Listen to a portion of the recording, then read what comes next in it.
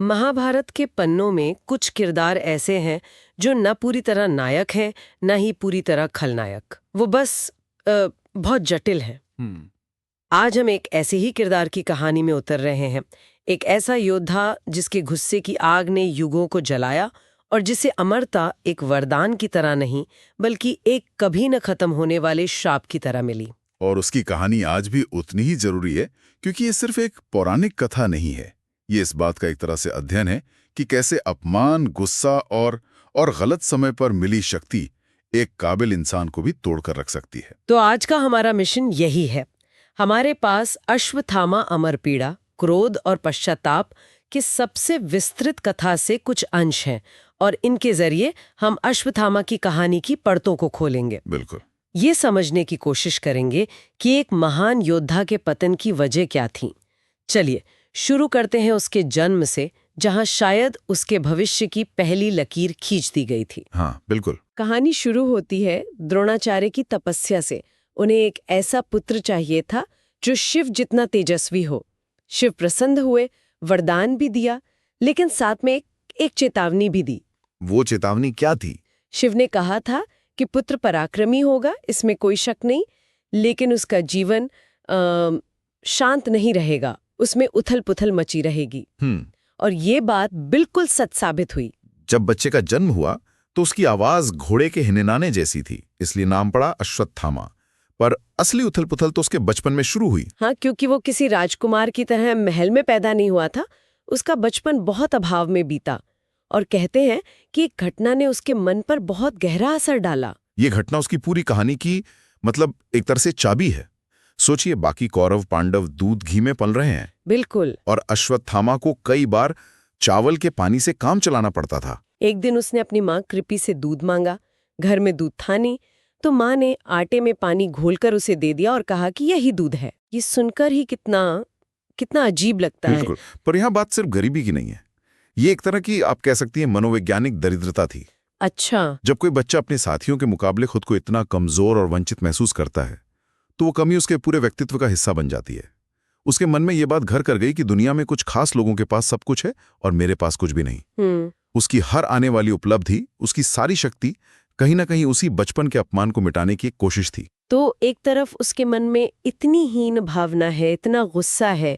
इस सिचुएशन में कोई इंसान क्या करता है? वो इससे बाहर निकलने का रास्ता कैसे ढूंढता है? उसने वही रास्ता चुना जो उसके पिता ने चुना था, शक्ति हासिल करने का। राइट। उसने ठान लिया कि वो इतना ताकतवर बनेगा कि फिर कोई उसका अपमान करने की हिम्मत ना कर सके। और इसके लिए उसने भगवान शिव की घोर तपस्या की। और शिव उसकी भक्ति से फिर प्रसन्न हुए। इस बार उन्होंने उसे एक ऐसी चीज दी जिसने उसे शारीरिक रूप से लगभग अजेय बना दिया। हाँ। उसे ललाट पर एक मणि मिली। इस मणि की शक्तियां क्या थीं? ये मणि एक तरह का अल्टीमेट डिफेंस सिस्टम थी। इसे धारण करने वाले पर भूख, प्यास, थकान, बीमारी, यहाँ तक कि जहरीले सांपों और राक्षसों का भी कोई असर नहीं होता था। मतलब वो लगभग अमर हो गया था। हाँ, अकाल मृत्यु का भय तो खत्म ही हो गया था। तो एक तरह से ये मणि सिर्फ शक्ति का प्रतीक नहीं थी, ये उसके बचपन के अभाव का जवाब थी। जहां उसे दूध तक नहीं मिला था, अब उसके पास एक ऐसी चीज थी जो उसे देवताओं के बराबर खड़ा कर रही थी। बिल्कुल। शायद इसीलिए उसने इसे इतना कसकर पकड़ा। आपने बिल्कुल सही नस पकड़ी है। वो मणि उसका कवच भी थी और उसका अहंकार भी। देखिए, शक्ति मिलना एक बात है, लेकिन उसे संभालने के लिए जो विवेक और करुणा चाहिए वो अश्वत्थामा के पास नहीं थी। वो मणि उसे अजेय तो बना रही थी, पर साथ ही साथ उसे और ज्यादा अभिमानी बना रही थी। उसे लगने लगा कि अब उसे किसी की जरूरत नहीं, किसी नियम या धर्म की जरूरत नहीं है। और यही अहंकार उसे कुरुक्षेत्र के मैदान तक ले आया। कुरुक्षेत्र में वो अपने पिता द्रोणाचार्य के साथ था। और ये समझना जरूरी है कि द्रोण उसके लिए सिर्फ एक पिता नहीं थे, वो उसकी पूरी दुनिया थे। सही बात है। उसका सम्मान, उसका अभिमान, उसका अस्तित्व, सब कुछ द्रोण से जुड़ा था। पिता की ऐसी छल से मृत्यु के बाद एक योद्धा के मन में क्या चलता होगा? क्या उसके लिए धर्म और अधर्म के कोई मायने बचे होंगे? कोई मायने नहीं बचे थे। जब पांडवों ने अफवाह फैलाई कि अश्वत्थामा मारा गया है, भले ही वो एक हाथी था, और युधिष्ठिर ने उस आधे अधूरे सच पर मोहर लगा दी, तो द्रोण ने हथियार डाल दिए। पुत्र मोह में उन्होंने अपनी सारी चेतना खो दी और उसी पल धृष्टद्युम्न ने उनका वध कर दिया। अश्वत्थामा ने जब अपने पिता का कटा हुआ सिर देखा होगा तो उसके लिए वो सिर्फ एक मौत नहीं थी। नहीं, वो उसके लिए न्याय और भान की मौत थी। उसे लगा कि जिस धर्म की रक्षा के लिए वो लड़ रहा था, उसी धर्म के सबसे बड़े प्रतीक युधिष्ठिर ने झूठ का सहारा लिया। उसके भरोसे की नींव ही हिल गई पूरी तरह। उस एक पल में अश्वत्थामा के अंदर का योद्धा मर गया और एक ऐसे बदले की आग ने जन्म लिया जो किसी भी सीमा को मानने के लिए तैयार नहीं थी। उसे बस बदला चाहिए था, बस बदला, चाहे किसी भी कीमत पर। और यहीं से कहानी अपने सबसे अंधेरे, सबसे भयानक मोड़ पर पहुंचती है। बिल्कुल। पिता की मौत से पागल, गुस्से में अंधा अश्वत्थामा रात के अंधेरे में पांडव शिविर में घुसता है। लेकिन वो अर्जुन या भीम को युद्ध के लिए नहीं ललकारता, वो कुछ और ही करता है। वो करता है जिसे कोई भी सभ्यता, कोई भी युद्ध का नियम पाप मानता है। वो सोते हुए निहत्थे लोगों पर हमला करता है। उसने द्रौपदी के 5 बेटों पांडवों को सोते हुए मार डाला। उसने उन्हें पांडव समझकर मारा, लेकिन इससे उसका अपराध कम नहीं होता। या ये सोचना भी मुश्किल है। युद्ध के भी कुछ नियम होते हैं, कुछ सीमाएं होती हैं। यहाँ तो सारी हदें पार हो गई थी। ये युद्ध नहीं था, ये नरसंहार था। और जब सुबह द्रौपदी को ये पता चला तो उसका दुख कल्पना से परे था। भीम गुस्से से भर गया। उसने कसम खाई कि वो अश्वत्थामा को मारकर ही दम लेगा। हाँ। पांडवों ने अश्वत्थामा को पकड़ भी लिया। लेकिन कहानी यहाँ एक ऐसा मोड़ लेती है जो द्रौपदी के किरदार को किसी देवी से भी ऊंचा उठा देता है। हाँ, जब भीम उस पकड़े हुए अश्वत्थामा को मारने के लिए तैयार होता है तो द्रौपदी उसे रोक देती है। क्यों?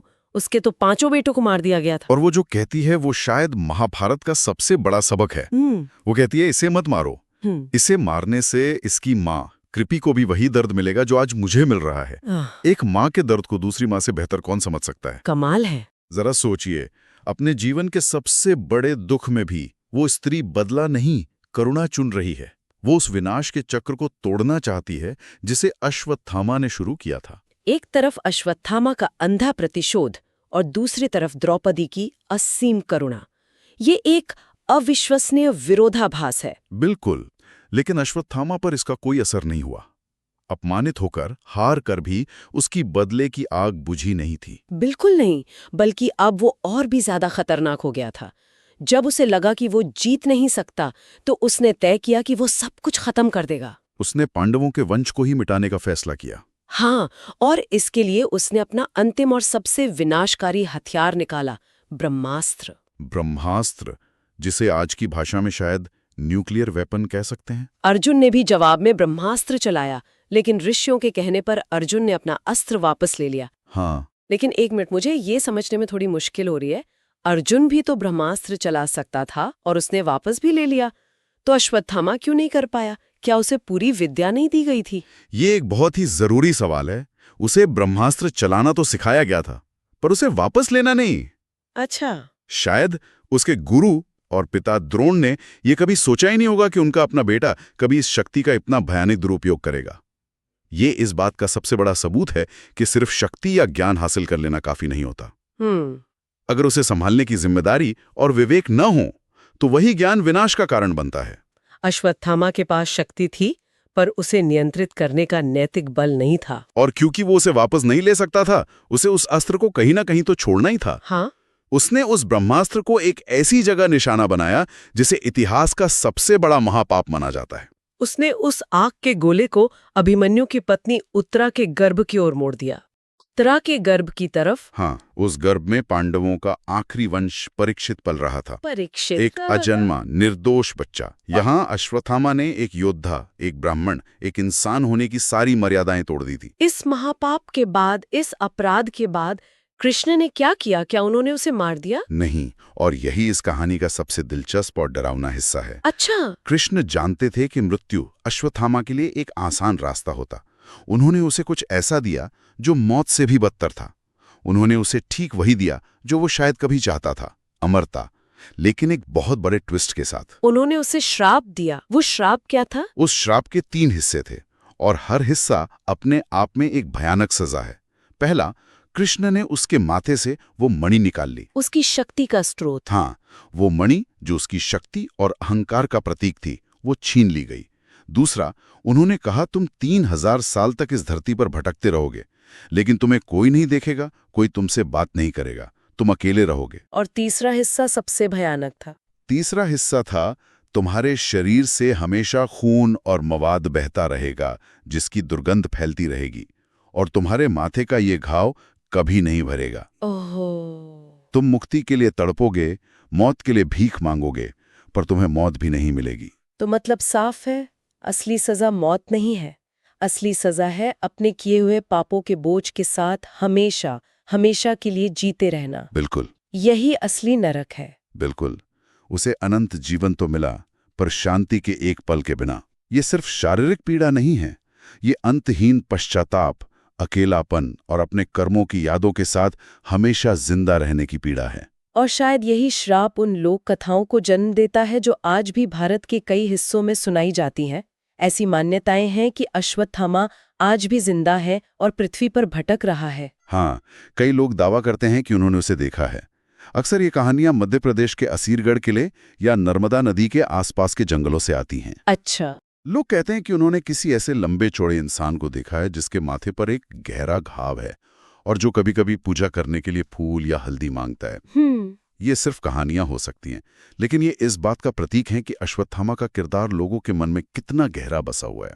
तो ये पूरी कहानी, ये जीवन हमें सिखाता क्या है? पहला सबक तो साफ है कि बिना विवेक के मिली शक्ति विनाश लाती है। सही बात है। दूसरा, बदला लेने की भावना इंसान से उसकी इंसानियत छीन लेती है। और सबसे बड़ा सबक यह है कि अश्वत्थामा की कहानी एक चेतावनी है। एक चेतावनी कि गुस्से में लिया गया एक फैसला युगों का नरक बन सकता है। वो सिर्फ महाभारत का एक पात्र नहीं है, वो हम सब के अंदर मौजूद मानवीय कमजोरियों का एक आईना है। वो दिखाता है कि बचपन का एक घाव, एक अपमान और शक्ति का नशा किसी भी इंसान को किस हद तक गिरा सकता है। आज की इस चर्चा को खत्म करते हुए एक बात सोचने पर मजबूर कर रही है।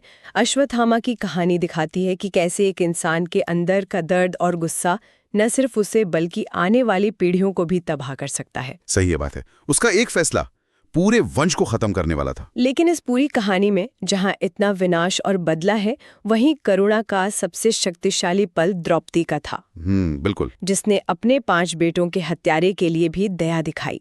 यह हमें सोचने पर मजबूर करता है कि विनाश के इस चक्र को तोड़ने की असली ताकत आखिर किस में है